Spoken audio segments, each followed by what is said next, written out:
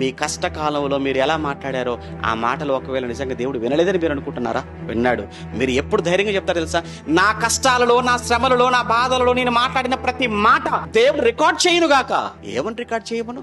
దేవునికే మహిమ, దేవునికి స్తోత్రం, దేవునికే ఘనత.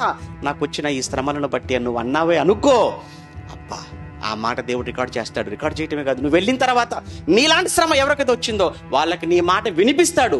యోబు గారిది మనకు వినిపించాడే, మరి నీది ఎవరికి వినిపించాలి? నీది ఎవరు చదువుకోవాలి? యోబు గారి జీవితాన్ని మనం చదువుకుని ఆదరింపబడుతున్నాం.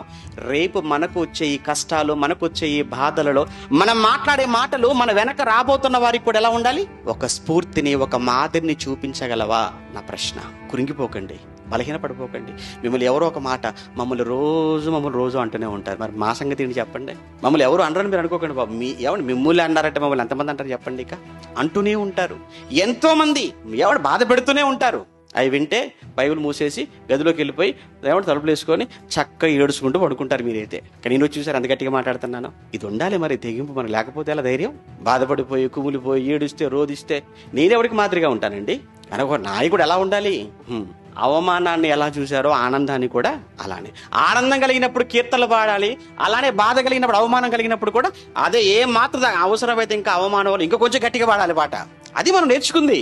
అది బైబిల్ అంటే.